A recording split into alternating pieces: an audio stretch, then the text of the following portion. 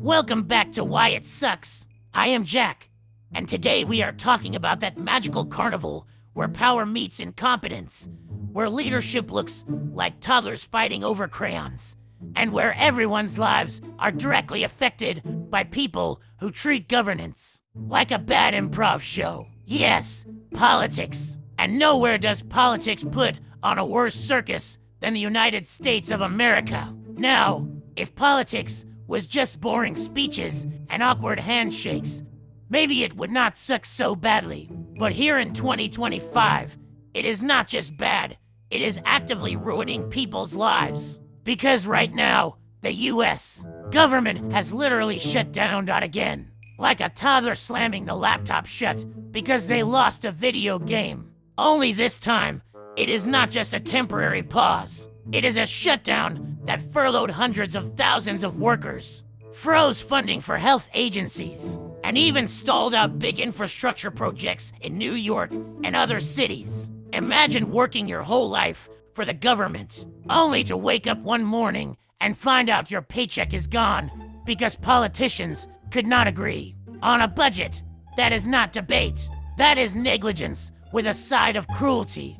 And then there is Trump, the star of this ongoing dumpster fire, somehow still managing to screw things up in brand new ways. He recently tried firing Federal Reserve officials like they were contestants on his old reality show. Except this time, the courts had to step in and remind him, no, you cannot just fire the people who stabilize the economy. He also staged what the press called the Friday Night Purge, kicking out inspectors general who were supposed to keep the government honest.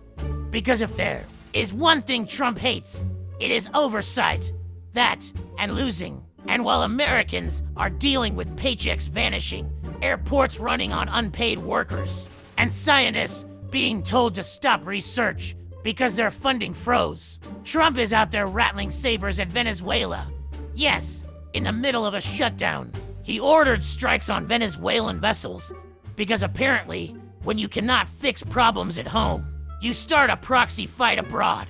Nothing like adding a little international chaos while your own house is literally on fire. The worst part, ordinary people are the collateral damage in this circus. Federal workers are going to food banks. TSA agents are showing up to work unpaid, trying to keep airports from falling into total chaos. Families relying on federal programs are left in limbo. Cities waiting on federal money to build subway lines and repair bridges are just stuck. Imagine watching your rent pile up while a bunch of politicians in suits bicker on television about whose fault it is. And here is the kicker. The economic cost of this shutdown is measured in billions per week.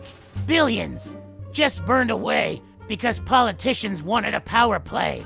That is like watching your house burn down because your roommates could not agree on who should buy toilet paper. Meanwhile, Trump positions himself like a businessman who knows best. But let us be real. His brand of business looks more like sabotaging deals, slapping unfair tariffs on trading partners, prolonging wars like Ukraine for leverage, and making sure the global economy stays on edge. He is not negotiating. He is holding the world hostage with a bad poker face. So while I stitch something far more stable than American politics, probably a thread pattern that will not collapse halfway through. Remember this, politics sucks not just because it is messy, but because the people in charge treat it like a game while the rest of us are the pieces getting knocked off the board. And nothing proves that better than a government shutdown in the richest country on earth, run by people who could not manage a lemonade stand without bankrupting it. That is why politics sucks, and why right now it is dragging everyone else down with it. If you are still here shaking your head with me, hit that like button and subscribe to Why It Sucks. Because if we are all going to suffer through this mess together, we might as well laugh at it while I stitch our collective misery into something slightly less painful.